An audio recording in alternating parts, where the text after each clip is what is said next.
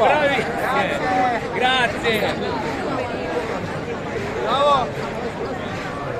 Sicuro può salire tu per te.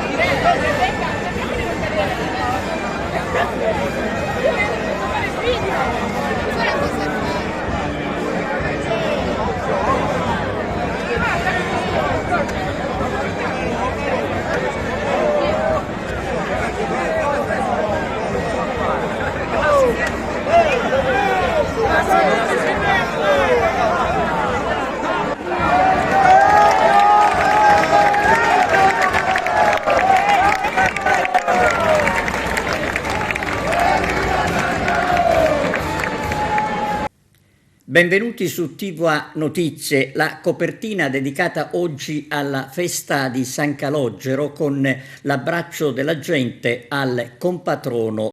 La prima domenica della festa di San Calogero è andata bene, tantissima gente ha voluto assistere alla processione nei vari momenti, sia la mattina che la sera.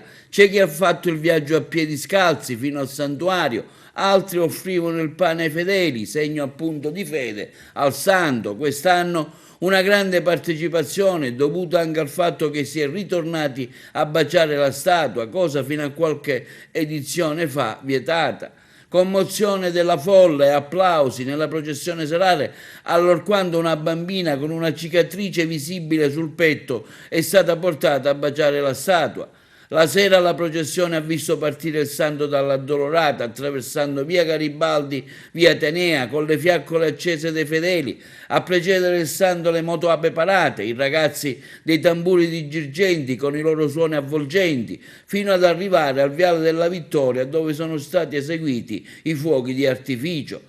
In testa al corteo le autorità civili, il sindaco Miccichè, l'onorevole Pisano, il presidente del Consiglio Civiltà e quelli religiosi, don Giuseppe Lentini, padre Pippo Matracchia e don Gerlando Montana Lampo. Ormai dopo un giorno di stare fuori tocca ritornare a casa, a San Calogero. Ha incontrato i fedeli e i fedeli hanno incontrato lui, abbiamo avuto modo di poter apprezzare la vicinanza con il nostro santo. Chiediamo ora ancora aiuto e protezione per il proseguo delle festività.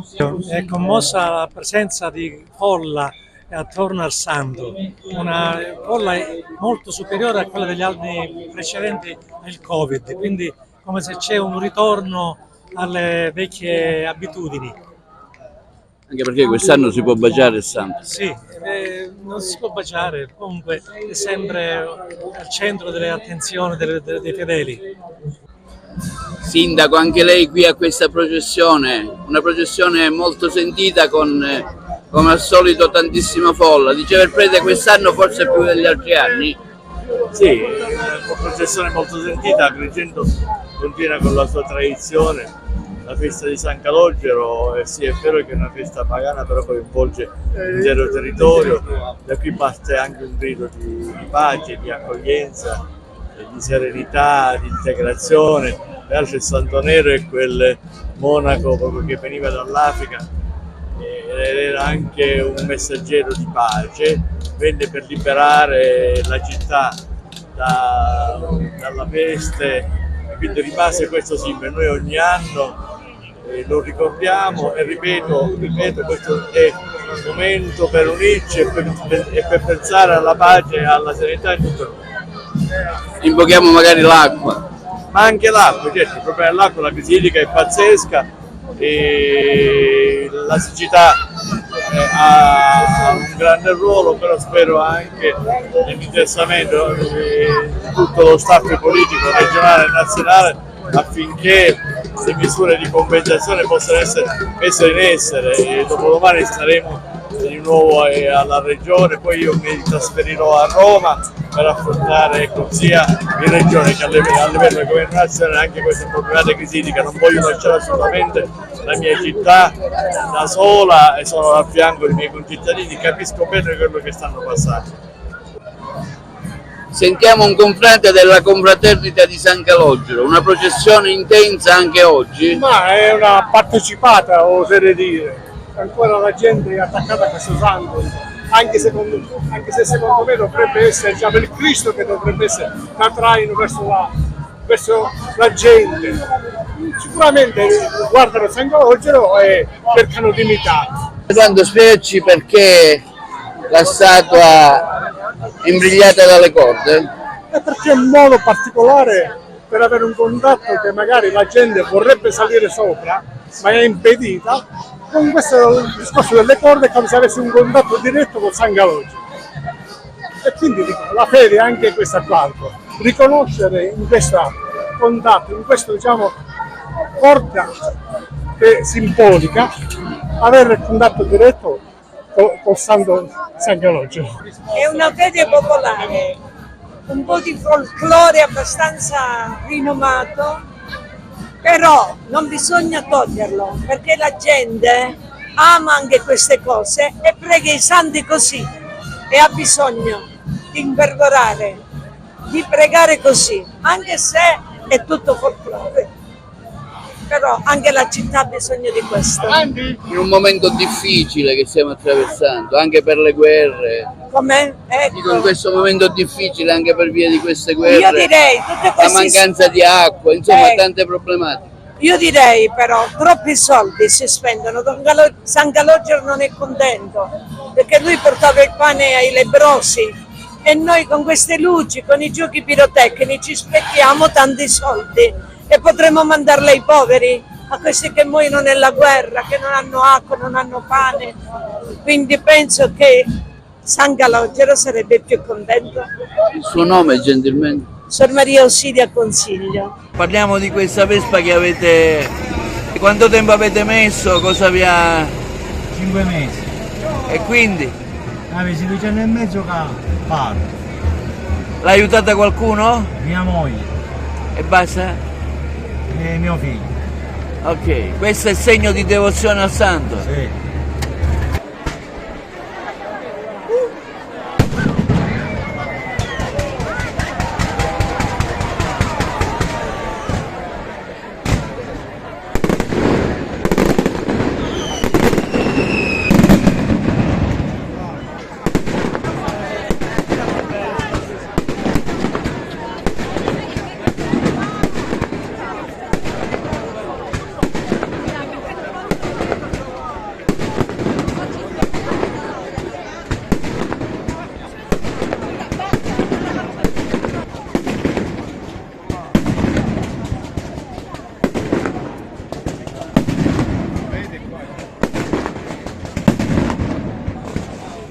Nel santuario dedicato al santo, il vicario generale Don Giuseppe Cumpo all'omelia ha detto tra l'altro che San Calogero, percorrendo le strade della nostra città e del territorio, si è impegnato a dare risposta ai bisogni e alle situazioni problematiche del suo tempo. Allontaniamo da noi, ha detto il vicario generale, la tentazione dello scoraggiamento e della rassegnazione. Vorrei, ha proseguito Don Giuseppe Cumpo, paragonare San Calogero ad un restauratore. San Calogero e il beato Rosario Livatino, nonostante le difficoltà caratterizzanti il loro contesto storico e sociale, si sono alzati in piedi perché oltre allo sporco hanno intravisto la bellezza del nostro territorio, le potenzialità del nostro popolo e il desiderio di riscatto. E sulla festa di San Calogero torna il concorso Fotografa San Calogero del giornale online Agrigento Oggi. A fine luglio la premiazione delle migliori foto a colori e in bianco e nero. Il concorso è giunto alla 13ª edizione. E cambiamo argomento. Si è conclusa con una fiaccolata a San Leone per la pace e la memoria e in memoria dei migranti morti in mare la settimana dedicata ai laici missionari. Arturo Cantella. A conclusione della settimana laica di Agrigento, oggi una fiaccolata per la pace. Sì, un'intensissima settimana vissuta nel nome del Mediterraneo, che con i partecipanti alla We Calm abbiamo fatto inaugurando la settimana martedì scorso. Abbiamo vissuto dei momenti molto forti con i migranti, abbiamo assistito e conosciuto durante delle celebrazioni e dei convegni anche la figura del Beato Livatino. Stasera siamo qui riuniti in preghiera silenziosa con dei momenti anche di rappresentazioni sceniche dedicati ai nostri fratelli migranti, che culminerà a Piazza Leggiglia con l'omaggio ai migranti dei fiori, ricordando quanti hanno perso la vita e non sono riusciti ad arrivare, pur partendo pieni di speranza. Noi speriamo che Dio li abbia accolti nella sua gloria. È stata una settimana intensa e con un bilancio positivo, tutto sommato? Un bilancio positivissimo, 8 diocesi partecipanti, delle bellissime risonanze da parte dei partecipanti. Questo campo, come vi avevo detto all'inizio, era basato sullo scambio di testimoni reali, non su relatori che vengono a parlare di teoria, ma abbiamo toccato con mano gli argomenti trattati durante questo campo. Giovanni Volpe, parliamo di questo spettacolo a conclusione della settimana laica missionaria. Sì, noi stasera siamo qui con alcuni spezzoni tratti da uno spettacolo che si chiama Naufraghi, Eli lema sabachthani. È uno spettacolo teatrale a tutti gli effetti con pezzi di teatro danza che racconta una storia molto contemporanea. È sostanzialmente dedicato alla tragedia che il nostro mare sta vivendo ormai da anni. E siamo qui anche perché lo spettacolo è patrocinato dall'Arcidiocesi di Agrigento e debutterà il 30 di luglio nella Valle dei Templi, ma di questo parleremo in un'altra occasione. La cosa più importante è che stasera ci sia questa fiaccolata che unisce teatranti, laici, religiosi, con un unico solo intento: fermare questo sterminio. La cronaca, la tragica morte della bambina a Villa Abate. La piccola era in braccio alla mamma ed era a bordo dell'auto guidata dal padre. I genitori indagati ora per omicidio stradale. Arturo Cantella. Non avrebbe potuto guidare Rosario Bruso, un fabbro di 40 anni che ieri notte è finito con l'auto contro un muro a Villa Abate, un comune vicino Palermo. L'incidente è costato alla figlia Aurora di 3 anni. Al momento dell'incidente la piccola era in braccio alla mamma, come avrebbe riferito la donna a una parente. Tutto è successo in via Natta intorno alle 3:30 di notte. Secondo quanto finora ricostruito dai carabinieri di Misilmeri, l'uomo era alla guida di una Polo Volkswagen e ha perso il controllo del mezzo in uscita da una curva vicino a un sottopassaggio dell'autostrada Palermo-Catania, andando a schiantarsi contro un muro. Aveva un tasso alcolemico superiore al consentito, la sua patente era già stata ritirata e l'auto non era assicurata. La famiglia Brusa stava rientrando da una serata trascorsa in una pizzeria sul lungomare di Aspra. Nello schianto il padre ha riportato qualche contusione, così come la madre della piccola, il gemello di Aurora, il fratello di 14 anni che da poco aveva chiamato i genitori perché la batteria del proprio scooter elettrico si era scaricata a Ficarazzi e non poteva fare ritorno a casa. Inutile e vano è stato l'intervento del 118 per la bambina che è morta durante il trasporto d'urgenza all'ospedale Buccheri La Ferla. Le indagini dovranno fare piena luce sulla dinamica dell'accaduto, ma al momento sembra che non vi siano altri veicoli coinvolti. Si stanno controllando le immagini delle videocamere di sorveglianza della zona. Sul corpicino della bambina la procura ha disposto l'autopsia. Ora la salma si trova all'Istituto di Medicina Legale di Palermo. Molti ricordano a Villabate che 2 anni fa lo stesso automobilista a bordo di una Fiat Punto finì contro 4 auto parcheggiate in Viale Europa. Adesso rischia la denuncia penale per omicidio stradale. Siamo sconvolti per quanto successo, ha dichiarato il sindaco Gaetano Di Chiara, una notizia che non vorremmo mai ricevere, esprimo il mio cordoglio alla comunità. Quanto successo deve fare riflettere sui rischi che si corrono. Il drammatico episodio è stato commentato anche dal ministro Salvini, che ha affermato quanta irresponsabilità, quanta incoscienza, non si può morire così. La crisi idrica in Sicilia e i gravi problemi per l'agricoltura. La siccità continua ad affliggere la Sicilia con conseguenze drammatiche per agricoltori e allevatori, dimezzato anche il livello del lago Rubino in provincia di Trapani. Secondo i dati di giugno del Dipartimento regionale dell'Autorità di Bacino del Distretto Idrografico Sicilia, dei 4,86 milioni di metri cubi d'acqua del giugno 2023 siamo passati ai 2,75 in calo rispetto anche all'ultima rilevazione. Ma ricordiamo che la Protezione Civile nei giorni scorsi ha stanziato oltre 1,5 milioni di euro per i comuni e altri enti territoriali destinati alla manutenzione e all'acquisto di autobotti per il rifornimento idrico. Fino ad oggi sono pervenute oltre 200 richieste al Dipartimento regionale con 109 interventi già autorizzati dal mese di maggio. Le somme sono così distribuite: 977.000 euro per riparare 98 autobotti, 389 per acquistarne 10 utilizzate, 167.000 euro per una nuova. Il contributo per l'acquisto di una nuova autobotte è stato concesso all'Unione dei Comuni Paesi de Nebrodi. Diversi altri comuni, tra cui Agrigento, San Giovanni Gemini e San Cataldo, hanno ricevuto autorizzazioni per acquistare autobotti utilizzate in pronta consegna.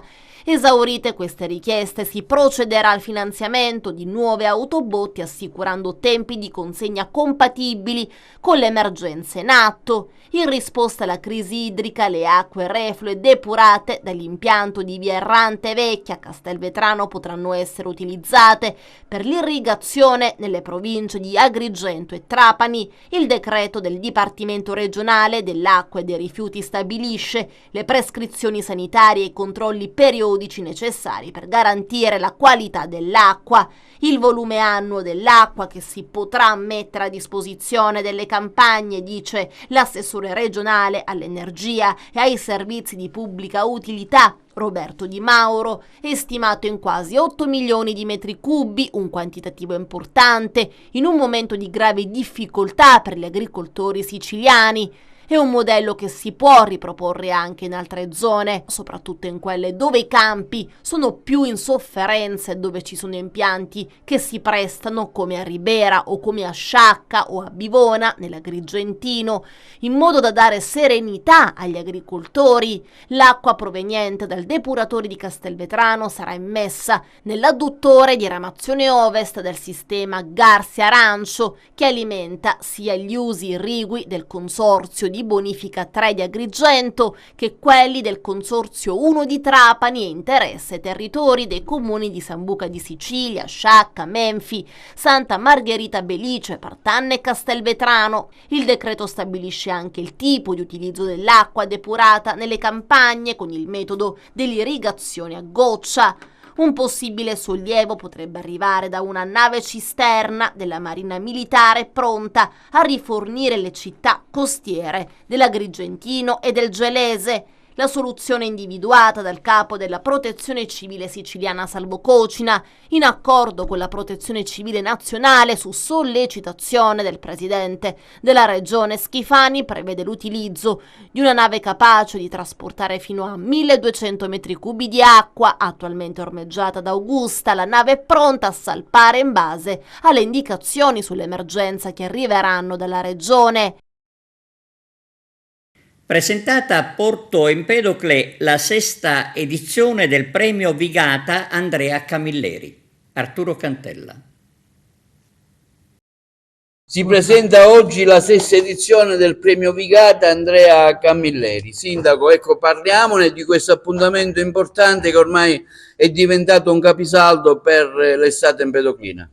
Sì, oggi insieme con l'assessore Bruno Gallo, l'assessore Picone e il grande Giovanni Volpe, e non me ne voglia Mario Silvano, dico, siamo arrivati alla presentazione del 6º premio Vigata Andrea Camilleri.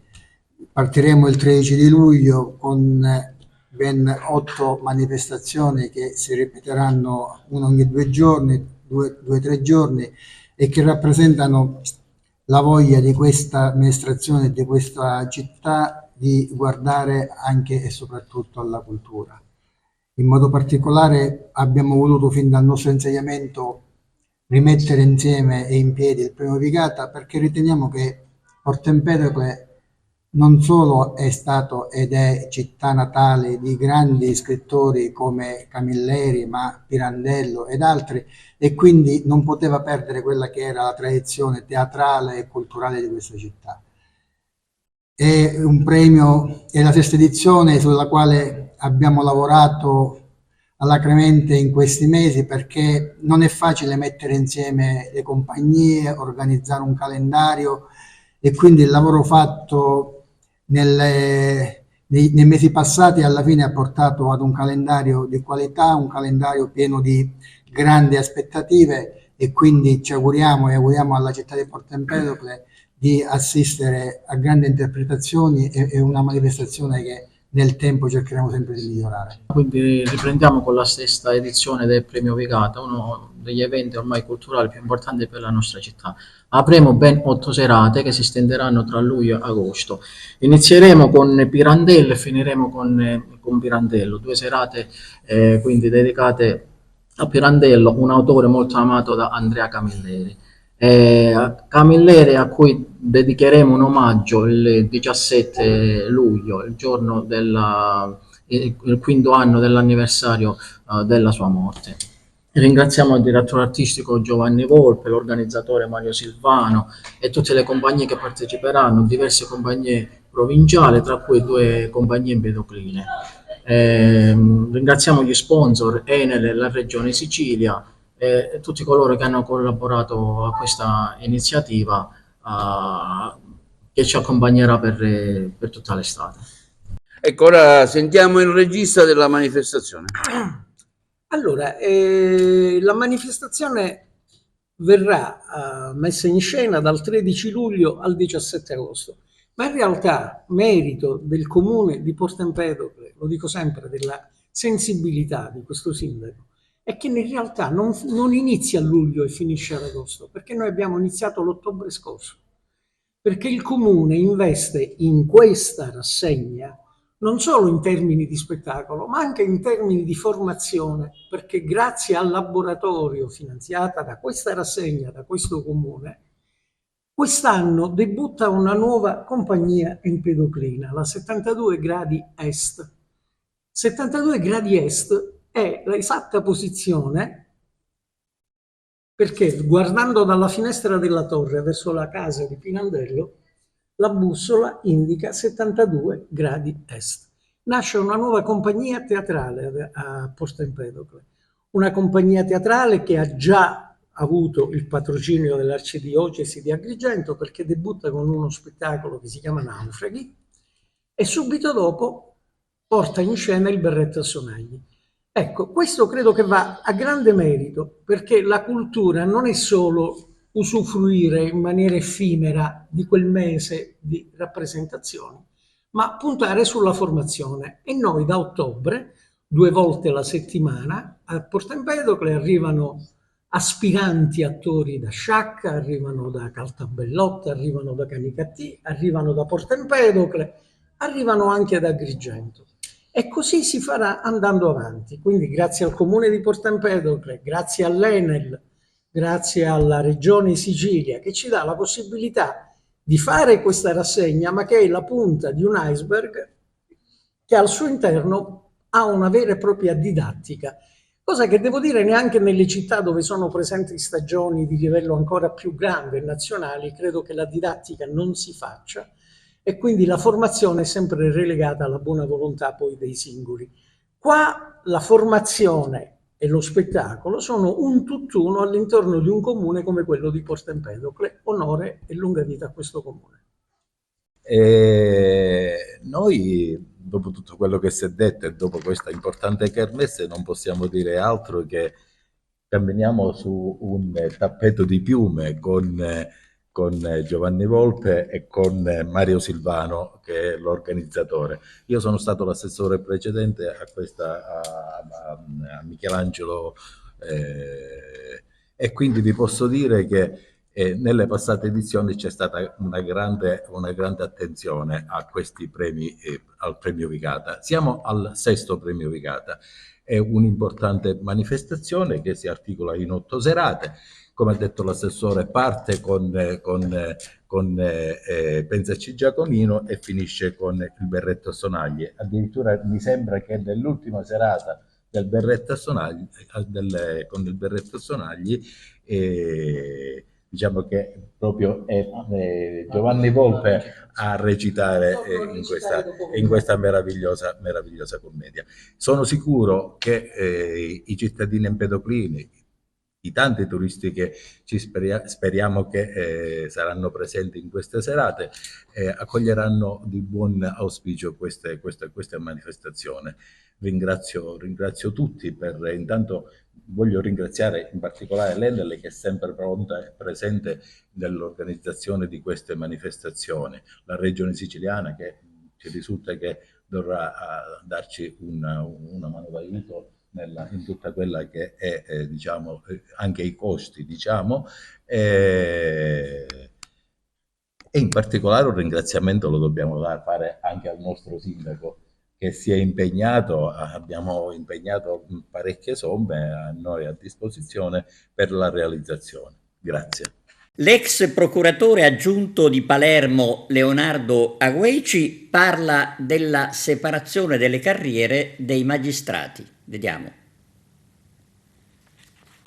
Cosa ne pensa della separazione delle carriere, che in atto c'è un grande dibattito al Parlamento nazionale, un suo qualificato punto di vista? Una grossa impostura, è una cosa che sicuramente non agevolerà in qualche modo il miglioramento della giustizia e servirà soltanto a creare un ulteriore fraintendimento nel portare a conoscenza dei cittadini i veri valori della giustizia. Il pubblico ministero ha una sua dignità se fa parte della giurisdizione, se viene sottratto alla giurisdizione offrirà sicuramente meno garanzie ai cittadini in un settore così delicato come l'esercizio dell'azione penale. Molti dicono che la giustizia dovrebbe smaltire il grande, diciamo, purtroppo ci sono dei tempi lunghissimi. È verissimo e purtroppo negli anni le riforme che si sono succedute in realtà hanno ancora più accentuato questa situazione, ma da questo punto di vista la separazione delle carriere non agevolerà e non accorcerà di un giorno i tempi della giustizia. Le riforme sono altre, le riforme dovrebbero passare da una razionalizzazione delle procedure, da un adeguamento degli organici e da un funzionamento più celere della macchina giudiziaria, eliminando i tanti appesantimenti che noi addetti ai lavori conosciamo e che però in sede di riforma non si è mai potuto o voluto eliminare. Forse manca anche un po' di volontà, forse a qualcuno va bene che la giustizia abbia questi tempi lunghi? Si diceva a pensare male qualche volta ci si azzecca. Pausa per la pubblicità, linea alla regia, torniamo tra poco. Attraversare lo stretto di Messina appeso ad un filo, il servizio. L'impresa di attraversare lo stretto su un filo si avvicina e Jean Rose si prepara. Già domenica 7 luglio aveva tentato di attraversare lo stretto su una fune collegata ai due tralicci di Torrefaro e Santa Trada. Le condizioni climatiche però hanno imposto l'alt, troppo forti le raffiche di vento previste che avrebbero reso la situazione altamente rischiosa. Lo slackliner estone, 3 volte campione del mondo in questa specialità, tenterà in questi giorni l'impresa sostenuta dall'azienda Red Bull, attraversare lo stretto di Messina camminando su una fettuccia larga appena 1,9 cm, sospesa ad una vertiginosa altezza di oltre 200 metri sopra il livello del mare. Da lunedì 8 luglio, dalle 9 alle ore 12, lo sportivo ha deciso che farà le prove generali, percorrendo circa 250 metri sulla slackline a partire dal pilone di Santa Trada, sulla costa calabra. La durata prevista delle prove è di circa 2 ore, lo comunica la Capitaneria di Porto. Le stesse unità navali, fa sapere la Guardia Costiera, svolgeranno supporto logistico e assistenza alla manifestazione, seguendo l'atleta sulla direttrice est-ovest che unisce i due piloni. Festival tra letteratura e musica al Tempio di Segesta. Tutto pronto per il K Festival seconda edizione, rassegna di musica e letteratura da venerdì 19 a domenica 21 luglio prossimo sotto al Tempio di Segesta. Una 3 giorni curata dall'Associazione per l'Arte e dalla rivista letteraria Inchiesta. La forma del desiderio, il suo peso che grava sull'inguine, il sangue che intorpidisce le carni, la sensibilità esasperata della pelle, la fame del corpo, l'urgenza del contatto. Scrittori e musicisti in talk, letture e concerti coordinati dalla scrittrice Nadia Terranova e dal direttore editoriale Christian Rocca. Torna e lo fa dopo il successo dello scorso anno, in cui ha visto la partecipazione fra gli altri di Sandro Veronesi, Stefania Auci e Vasco Brondi. A sprintare al semaforo verde sarà Catena Fiorello e il suo recital Le donne della mia vita. Appena dopo seguirà una conversazione moderata da Nadia Terranova e Annalisa De Simone con la stessa Catena Fiorello in compagnia di Melissa Panarello, Evelina Sant'Angelo e Simona Loiacono. 2 parole sul festival, visto da dentro, quindi da noi che l'abbiamo appunto immaginato, creato. Quello che ci aspettavamo era che le scrittrici, gli scrittori venissero in un posto bello, che amano, che magari conoscono. L'indomani, ovvero sabato 20 luglio, sarà la volta di Francesco Piccolo, vincitore del premio Strega edizione 2014, col suo Momenti di trascurabile infelicità, introdotto da Christian Rocca e Nadia Terranova. A spegnere i riflettori toccherà l'ospitata di domenica 21 con la prevista partecipazione dello scrittore e cantautore Simone Lenzi, che delizierà tutti con il concerto della storica band Virginiana Miller, dalla fine degli anni 90 uno dei più importanti gruppi di rock d'autore italiano. L'ingresso è libero ma su prenotazione. E per chi invece veniva da fuori, dalla Sicilia, che potesse conoscerla in un modo più intenso, particolare. Ma andiamo alla sinossi. K è la rivista letteraria dell'Inchiesta, fondata nel 2020, che fotografa la scena narrativa poetica italiana contemporanea. Ogni numero gira attorno ad una parola chiave, l'ultima è potere, che ispira i racconti originali e inediti degli scrittori e le liriche dei poeti. La cosa, sì, insomma, la voglia di... quella lì, la voglia di cosare, l'ho persa per sempre. Come la memoria di essere stata bambina, di essere stata incinta, di essere stata felice. L'Associazione per l'Arte invece nasce ad Alcamo nel 2003 per promuovere cultura, arte e spettacolo non solamente nell'intero trapanese, favorendo percorsi di integrazione con enti e organismi pubblici e privati. Ha promosso anche festival, rassegne, stage, laboratori attenta alle qualità di temi e contenuti, svincolando ogni scelta da esigenze di natura commerciale. Prima lo storico festival Artisti per Alcamo e dopo la rassegna culturale L'Araba Fenice hanno segnato l'attività che ormai ha superato i primi 20 anni di vita. L'evento si realizza con il contributo dell'assessorato regionale dei beni culturali e dell'identità siciliana. Pagina sportiva, il mercato che interessa l'Acragas. Carmelo Lentini. Pian piano si sta entrando nella fase calda del calciomercato, anche in previsione del prossimo ritiro che avverrà quando prima. Il DS dell'Agregas Peppe Camarata, dopo la scelta del nuovo tecnico Lillo Bonfatto, sta completando lo staff tecnico e in settimana ha provveduto all'ingaggio dell'esperto Leo Pellegrino, che già in passato era stato alle dipendenze del club de Temple con l'allora coach Lello di Napoli ai tempi della Lega Pro, vale a dire dalla stagione 2016 fino al 2018. L'esperto tecnico ricoprirà il ruolo di allenatore dei portieri e prende il posto di Daniele Indelicato, che ha preferito seguire il tecnico palermitano Giovanni Tedesco in Qatar con l'Al Messalmer, club militante nella locale Serie B. Per quanto riguarda l'organico, invece, si sta ripartendo da alcune importanti riconferme. Il difensore centrale Michele Fragapane, l'esterno Alessio Mannina, l'attaccante Simone Scozzeri, classe 2005, e il fantasista Paolo Grillo. Per quanto riguarda l'importante ruolo di segretario generale, riconfermato Flavio Bellomo. Ci ritroviamo in una fase iniziale ed ancora mancano diversi tasselli per completare gli organici dei vari staff.